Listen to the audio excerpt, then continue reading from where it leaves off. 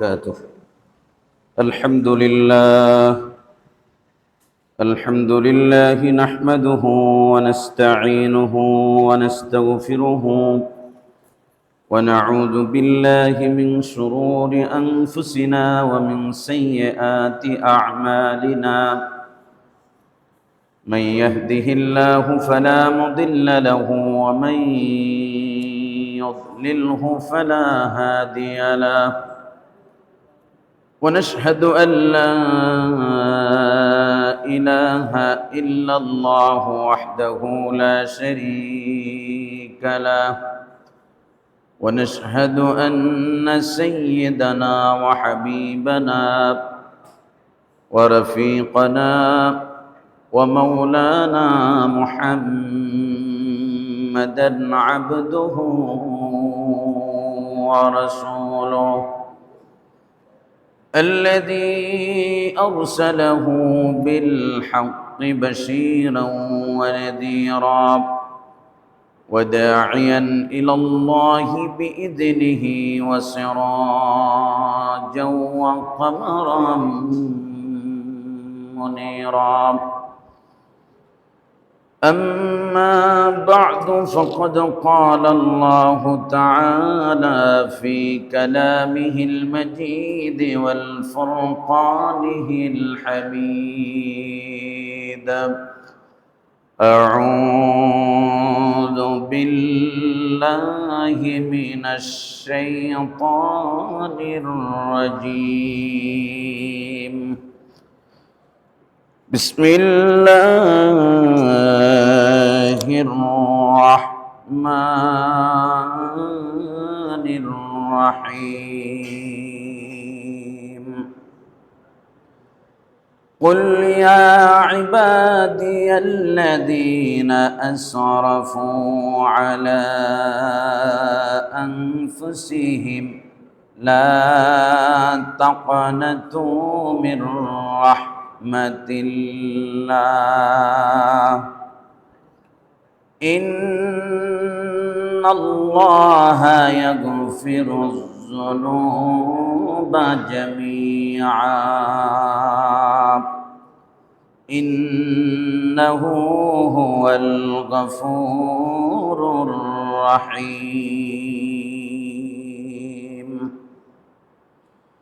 وقال تعالى في شان حبيبه ومحبوبه ومعشوقه مخبرا وآمرا: إن الله وملائكته يصلون على النبي يا أيها الذين آمنوا صلوا عليه وسلموا تسليما. اللهم صل على محمد وعلى آل محمد كما صليت على إبراهيم وعلى آل إبراهيم إنك حميد مجيد. اللهم بارك على محمد وعلى آل محمد كما باركت على إبراهيم وعلى آل إبراهيم إنك حميد مجيد.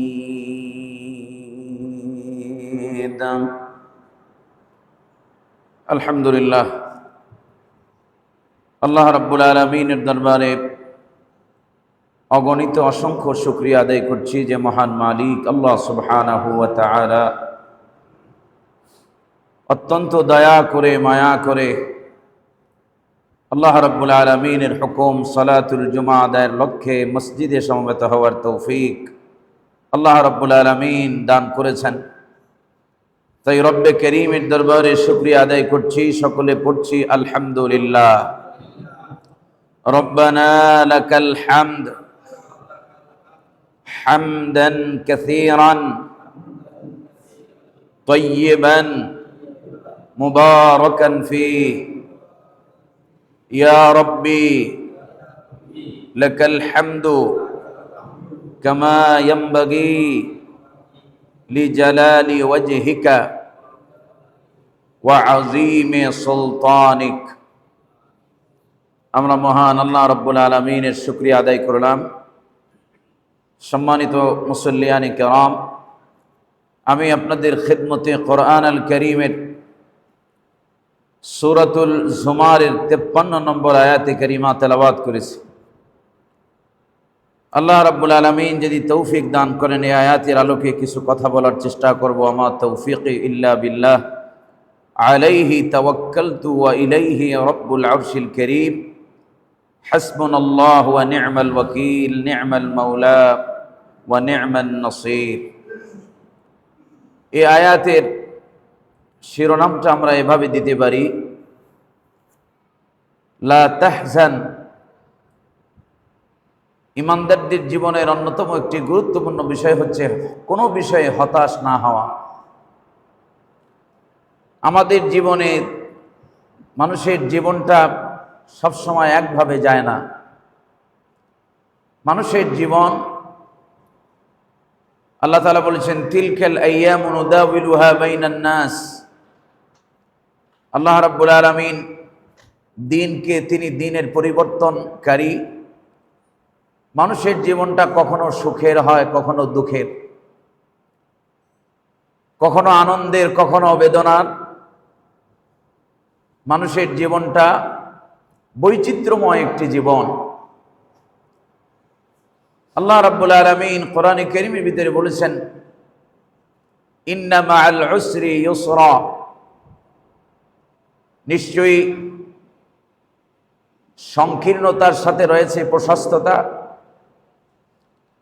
আবার প্রশস্ততার সাথে রয়েছে সংকীর্ণতা। ফাইন্না মাআল উসরি ইউসরা, সুখের সাথে রয়েছে দুঃখ, দুঃখের সাথে রয়েছে কষ্ট, দুঃখের সাথে রয়েছে শান্তি। তো মানুষের জীবনটা হলো বৈচিত্র্যময় একটি জীবন। এই সুখ দুঃখ আনন্দ বেদনা এর মধ্য দিয়ে আমাদের জীবনটা অতিবাহিত হয়ে যায়, জীবনের সময়টা চলে যায়। এই জন্য ইমানদারদের জীবনের প্রথম 1 নম্বর কর্তব্য হলো কোনো বিষয়ে দুঃখ কষ্ট বেশি হলে পরে আমরা অনেকে হতাশ হয়ে পড়ি, একেবারে নিরাশ হয়ে যাই। এই নিরাশাটা, এই হতাশ হওয়াটা, এটি ইমানদারদের স্বভাবের সাথে যায় না, এবং এটি ইসলামী শরিয়াতে এটি জায়েজও নাই। ইমানদার সব সময় আশায় বুক বাঁধবে। আল্লাহ রাব্বুল আলামিন বলেন কুল ইয়া ইবাদিয়াল্লাযীনা আসরাফু আলা আনফুসিহিম লা তাকনাতু মির রাহমাতিল্লাহ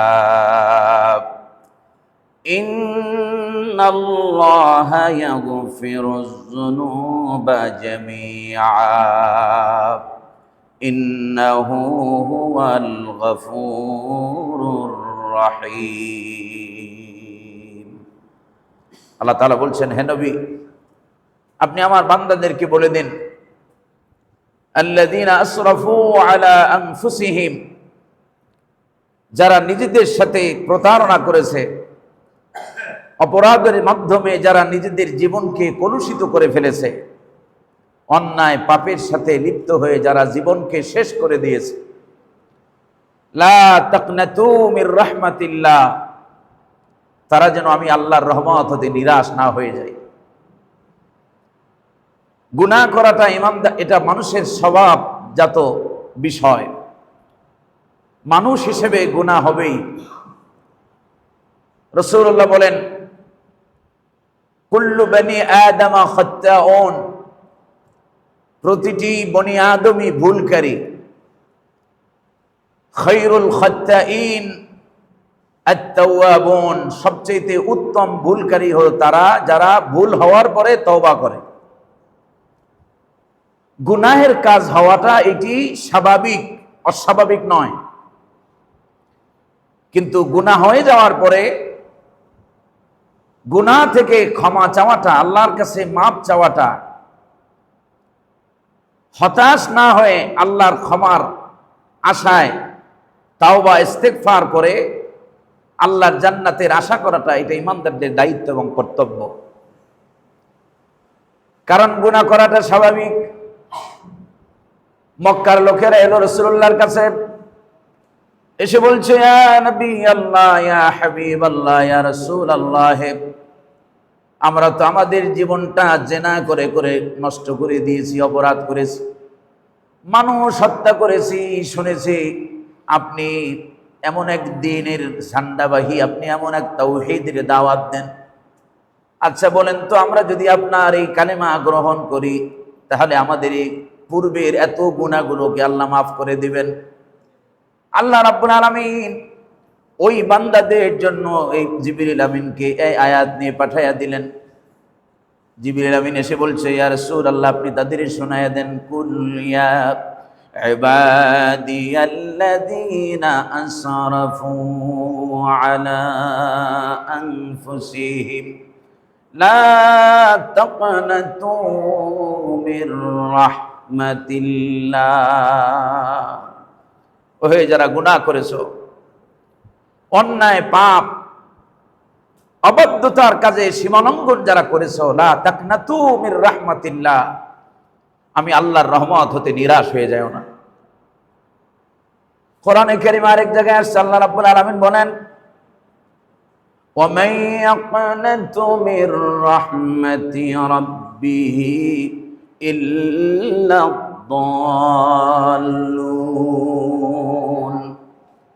আর রবের রহমত হতে নিরাশ হয় কেবলমাত্র যারা গোমরাহ, পথভ্রষ্ট।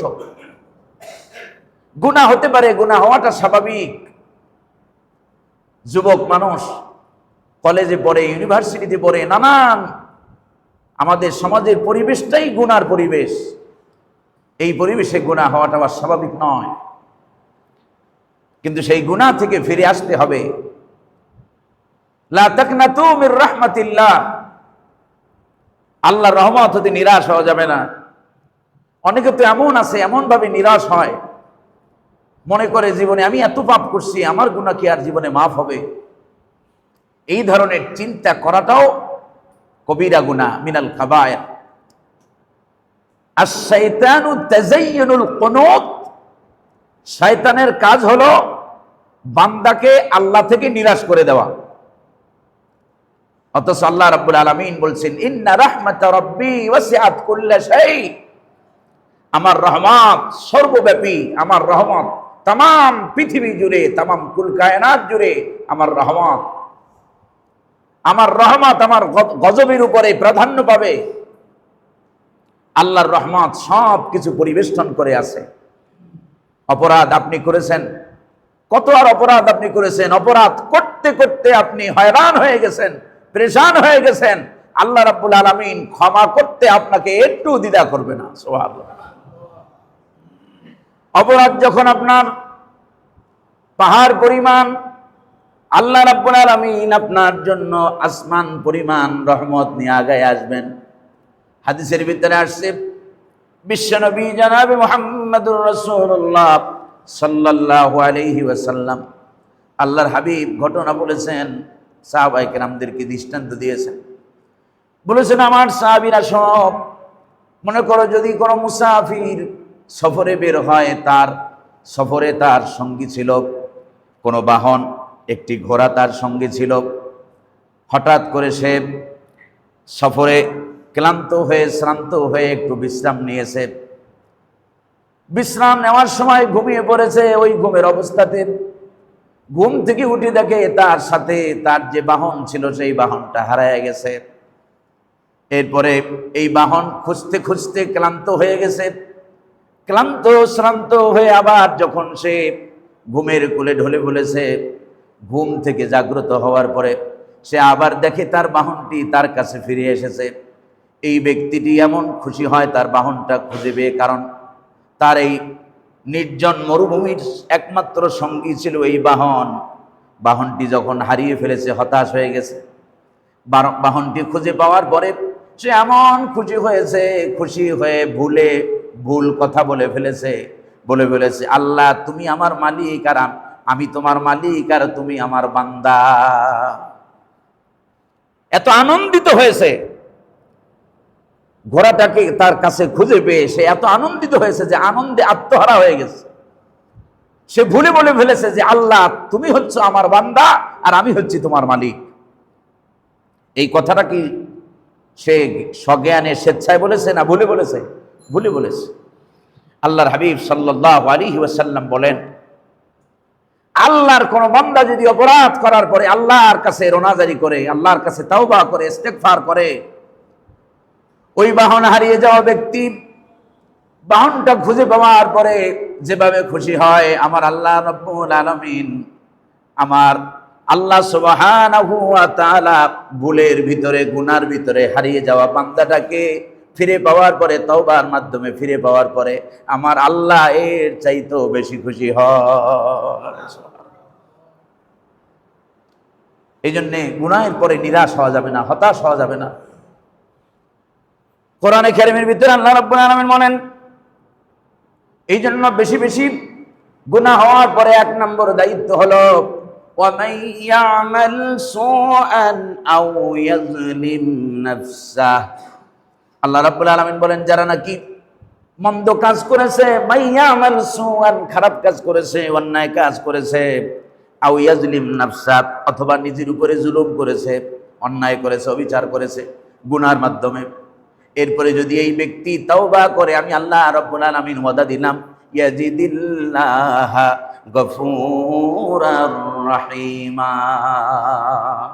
তারা আমি আল্লাহকে গফুর আর রহিমা, আমি আল্লাহকে ক্ষমাকারী এবং পরম পরম দয়ালু হিসেবে তারা আমি আল্লাহকে পাবে। সুবহানাল্লাহ বিহামদি। অপরাধী ছিলেন, যদি আল্লাহর দিকে রুজু হওয়া যায়, আল্লাহর দিকে যদি ফেরা যায়, তাওবাতান নাসুহা, একনিষ্ঠভাবে তাওবার মাধ্যমে যদি আল্লাহর দিকে ফেরা যায়, আল্লাহ রাব্বুল আলামিন বলেন, বান্দা তোর জীবনের খালি গুনাহ মাফ করব তাই নয়, ওয়া ইউকাফির আনকুম সাইয়্যাতিকুম ওয়া নুদখিলুকুম মুদখালান কারীমা। আমি আল্লাহ তোমার জীবনের শুধু গুনাহ মাফ করব তা নয়, জীবনে যত অপরাধ করেছ, যত পাপ তুমি তোমার জীবনে করেছ, 40 বছর, 50 বছর, 60 বছর গুনাহ করার পরে যদি একদিনের জন্য আমার কাছে তাওবা করো, আমি আল্লাহ তোর ওই 60 বছরের অপরাধগুলো সব নেকি দিয়া বদলাইয়া দেব। শুধু বদলাইয়া দেব তা নয়, ওয়া নুদখিলুকুম মুদখালান কারীমা, আমি আল্লাহ তোমারে জান্নাতে ঢুকাইয়া দেব। সুবহানাল্লাহ। আমার আল্লাহর দয়া কত বেশি, কত বড়। যুল ফাদল ওয়াল কারাম, আল্লাহ কত বড় দয়াশীল, কত বড় কৃপাশীল, কত বড় মেহেরবান। বান্দা অপরাধ করেছে, কোরআনে কারীমের ভিতরে আসছে, বান্দা অপরাধ করেছে, একটাই গুনাহ লেখা হয়। পক্ষান্তরে বান্দা যদি একটা ভালো কাজ করে, আল্লাহ রাব্বুল আলামিন ওইটার সাথে আরো 10 যোগ করে দেয়। সুবহানাল্লাহ। কারণ কোরআনে আসছে, মান জাআ বিল হাসানাতি ফালাহু আশরু আমসালিহা, মান জাআ বিল হাসানাতি ফালাহু আশরু আমসালিহা, যে ব্যক্তি একটা ভালো কাজ করবে তাকে 10টা গ্রেস মার্ক যুক্ত করে দেওয়া হবে। সুবহানাল্লাহ। একটা ভালো কাজকে আল্লাহ রাব্বুল আলামিন 10 গুণ করে দেন। আর ওই বান্দা যখন ওমান জাআ বিস সাইয়্যা, আর যখন সে অন্যায় কাজ করে, মন্দ কাজ করে, ফালাহু মিথলুহা, আল্লাহ তাআলা তার অনুরূপ একটা গুনাহ করেছে, একটা গুনাহই লেখা হয়। আর একটা ভালো কাজ করেছে, ভালো কাজের সঙ্গে সঙ্গে তাকে আরো 10টা মার্চ তার আমলনামায় বাড়ায়া দেওয়া হয়। সুবহানাল্লাহ। আল্লাহর রহমত, আল্লাহর দয়া, এই পৃথিবীর সমগ্র আল্লাহ রাব্বুল আলামিন ভালোবাসাকে 100 ভাগে বিভক্ত করা হয়েছে। এই 100 ভাগে বিভক্ত ভালোবাসার এক ভাগ গোটা কুল কায়নাত, গোটা সৃষ্ট জীবের মধ্যে দিয়ে দেওয়া হয়েছে। আর 99 ভাগ কার কাছে? সুতরাং আল্লাহর দয়া সবচেয়ে বেশি। আল্লাহর কাছে রোনাজারি করতে হবে, আল্লাহর কাছে কান্নাকাটি করতে হবে, হতাশ হওয়া যাবে না। আল্লাহ রাব্বুল আলামিন শিখিয়েছেন কোরআনে কারীমের ভিতরে, আল্লাহ রাব্বুল আলামিন বলেন, ওয়া ইযা সাআলাকা ইবাদি আন্নী ফাইন্নী করিব উজিবু দাওয়াতাদ দাঈ ইযা দাআন ফালইস্তাজিবু লি ওয়ালইউমিনু বি লাআল্লাহুম ইয়ারশুদুন। আল্লাহ তাআলা বলছেন, ও আমার হাবিব, ওয়া ইযা সালাকা ইবাদি, আপনার কাছে আমার বান্দা জানতে চায়, আপনার কাছে আমার বান্দা প্রশ্ন করেছে, জানতে চায়, আন্নী ফাইন্নী করিব। এখানে একটা কায়দা হলো, কোরআন শরীফে যত জায়গায় এভাবে প্রশ্ন করা হয়েছে, আপনাকে এরকম জবাব দেওয়া হয়েছে, সেখানে আল্লাহ রাব্বুল আলামিন কুল শব্দ ব্যবহার করেছেন। যেমন কোরআন শরীফে আসছে, ইয়াসআলুনাকা আনিল আহিল্লা কুল হিয়া মাওয়াকিতু লিন-নাসি ওয়াল হজ। লোকেরা আপনার কাছে জানতে চায় নতুন চাঁদ সম্পর্কে, নতুন চাঁদ সম্পর্কে আপনার কাছে তারা প্রশ্ন করে। এবারে আল্লাহ বলেন, কুল হে নবী আপনি বলে দেন, মাওয়াকিতু লিন-নাস, এই নতুন চাঁদ হলো মানুষের জন্য, এটি একটি পার্মানেন্ট স্থায়ী ক্যালেন্ডার হিসেবে আমি আল্লাহ আকাশে ঝুলাই দিয়েছি। সুবহানাল্লাহ। এই চাঁদ দেখে মানুষেরা সময়, দিন, রাত এগুলো মানুষেরা নির্ধারণ করতে পারে। আবার লোকেরা আপনার কাছে প্রশ্ন করে, ওয়াসআলুনাকা আনিল মাহিদ, লোকেরা আপনার কাছে মেয়েদের হায়েজ সম্পর্কে জানতে চায়, মেয়েদের যে মাসিক যেটা হয় সে সম্পর্কে লোকেরা আপনার কাছে প্রশ্ন করে। আল্লাহ রাব্বুল আলামিন বলেন, কুল হে নবী আপনি জবাব দিয়ে দেন, এটা একটা কষ্ট, কুল হিয়া আযান। কিন্তু এই জায়গাটার চিত্রটা ভিন্ন। আল্লাহ রাব্বুল আলামিন তামাম কোরআনুল কারীমে সব জায়গায় সুয়ালের সাথে কুল ব্যবহার করেছেন, কিন্তু এই জায়গায় আল্লাহ রাব্বুল আলামিন বুঝাতে চাচ্ছেন, হাবিব আমার, আপনার কাছে আমার বান্দারা প্রশ্ন করেছে দুনিয়ার কোনো চাঁদ সম্পর্কে নয়, কোনো ব্যক্তি সম্পর্কে নয়, দুনিয়ার কোনো সৃষ্টি সম্পর্কে নয়, প্রশ্ন করেছে আমি আল্লাহর ব্যাপারে। সুতরাং আমি আল্লাহ নিজেই জবাব দিতেছি, ফাইন্নী করিব, আমি আমার বান্দার খুব কাছে। সুবহানাল্লাহ। আল্লাহকে দুই ভাবা যাবে না, আল্লাহ বান্দার কাছে থাকেন। বান্দা যেখানে বসে বিপদে পড়ে, মুসিবতে পড়ে, যেখানেই বান্দা বিপদে পড়ে, আল্লাহ রাব্বুল আলামিন বলেন সব জায়গা থেকে, সকল বিপদ থেকে কেবলমাত্র আমি আল্লাহই তাকে নাজাত দেই। সুবহানাল্লাহ।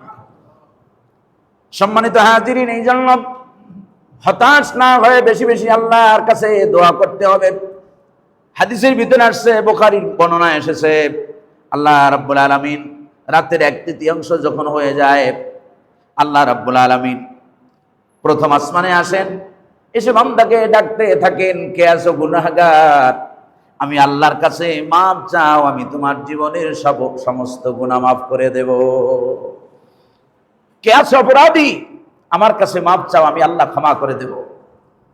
দুনিয়াতে এমন কেউ আছে, বাপ মার সাথে সন্তান অপরাধ করার পরে বাপ মা কিন্তু সাইদা তারে মাফ করতে যায় না, কিন্তু বাপ মা তো মায়াটা, দরদটা একটু বেশি, কিন্তু মাও চায়, বাপও চায় যে ছেলেটা আমার কাছে আসুক, আইসা আমার একটু বলুক, আমার কাছে একটু মাপ চাক, তাহলে আমি তারে মাফ করে নেব, মাফ করে দেব, তাহলে আমি তারে টাইনা বুকে টেনে নেব।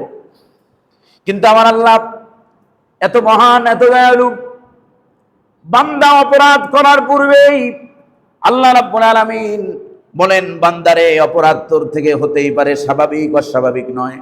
অপরাধ যখন হয়ে যাবে আমি আল্লাহরে ডাকো, আমি আল্লাহর কাছে ওয়াতুবু ইলাল্লাহি জামিআন আইয়ুহাল মুমিনুনা লাআল্লাকুম তুফলিহুন।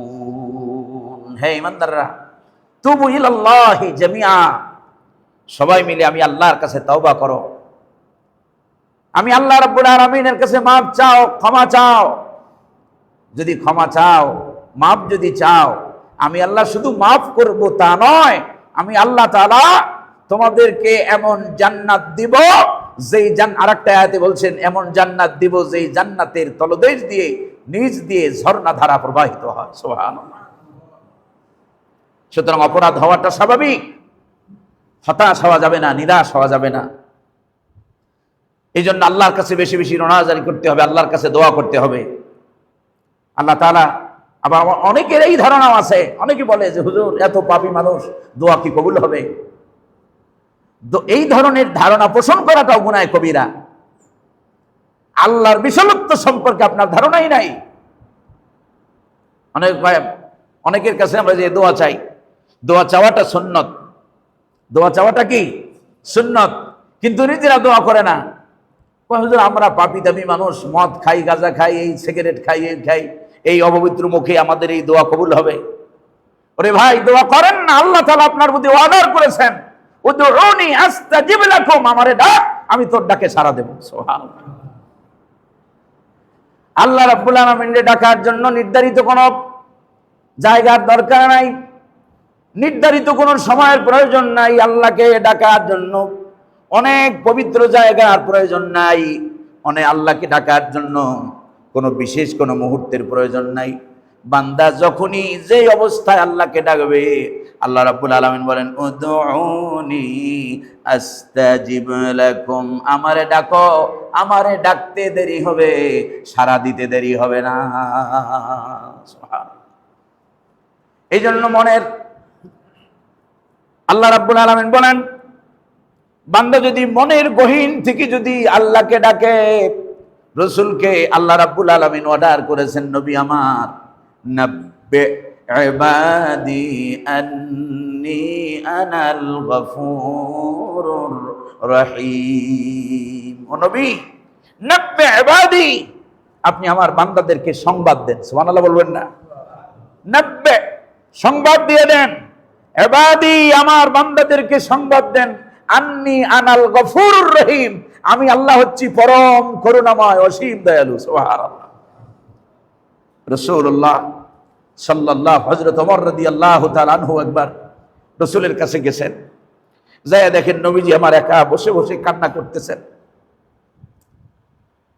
হযরত ওমর বললেন, ইয়া রাসূলুল্লাহ, ইয়া হাবিবাল্লাহ, একা একা বসে নিরালায় নির্জনে কেন কাঁদতেছেন? নবীজি আমার বললেন, ভাই ওমর শোনো, এইমাত্র আয়াত নাজিল হয়েছে, আমাকে জানানো হয়েছে, গভীর রজনীতে যখন দাড়ি পাকা মানুষগুলো আল্লাহ রাব্বুল আলামিনের কাছে যখন হাত তুলে আল্লাহর কাছে যখন কান্নাকাটি করে, রোনাজারি করে, বান্দার চোখের পানি নাকের ডগায় আসার পূর্বেই আল্লাহ ওই দাড়ি পাকা লোকগুলোরে মাফ করে দেয়। হযরত ওমর বললেন, ইয়া রাসূলুল্লাহ, এটা তো খুব আনন্দের বিষয়, এটা তো সুখের বিষয়, আপনি কাঁদতেছেন কেন? আল্লাহর হাবিব বললেন, ভাই ওমর শোনো, আমি এই জন্য কাঁদি না, আমি কাঁদি এই চিন্তা করি, যেই দাড়ি পাকা মানুষগুলোরে আমার আল্লাহ রাব্বুল আলামিন দোয়া করার পূর্বেই, চোখের পানি নাকের ডগায় আসার পূর্বেই মাফ করে দেয়, ওই দাড়ি পাকা লোকগুলো কেমনে অপরাধ করে, তাদের কি শরম লাগে না? তাদের কি লজ্জা লাগে না? তারা কিভাবে অপরাধ করে, অন্যায় করে, পাপ কাজ করে, মিথ্যা কথা বলে, ধোঁকাবাজি কেমনে করে? কোন দাড়ি পাকা মানুষ যখন হাত তোলে, আল্লাহ রাব্বুল আলামিন বলেন, আমার স্মরণ করে আমি কেমনে দাড়ি পাকা লোকটারে ফিরে দিই। এই জন্য আল্লাহর রহমত অনেক, ইন্না রাহমাত রাব্বি ওয়াসিআত কুল্লি শাই, আল্লাহর রহমত সর্বব্যাপী, সমস্ত কিছু জুড়ে আছে। দয়াময়ের করুণা রহমত। আল্লাহর রহমত হতে নিরাশ হওয়া যাবে না। আল্লাহ রাব্বুল আলামিন এই জন্য বারবার তাকে ডাকার কথা বলেছেন। গভীর রজনীতে সবাই যখন ঘুমায়া যাবে, আপনি আল্লাহর গোলাম, আপনি গভীর রজনীতে সবাই যখন ঘুমে নিমগ্ন থাকবে, ব্যস্ত থাকবে, ঘুমের কোলে সবাই থাকবে, আপনি আল্লাহর বান্দা, আপনি উঠে যাবেন। উঠে রব্বে কারীমের সুন্দর সুন্দর নাম আছে। আল্লাহ তাআলা বলেন, ওয়ালিল্লাহিল আসমাউল হুসনা ফাদউহু বিহা। তোমার আল্লাহর রয়েছে সুন্দর সুন্দর নাম, সেই নামগুলো ধরে ধরে ডাকবেন। আল্লাহ রাব্বুল আলামিনকে ডাকবেন, ইয়া রহমান, ইয়া রহিম, ইয়া হাইয়্যু ইয়া কাইয়্যুম। কবি বলেন, এইভাবে যখন বান্দা আল্লাহকে ডাকতে থাকে, पर गया जिस पर नजर बंदा को मौला कर दिया, आ गया जिस दम में जुश कतरा को दरिया कर दिया।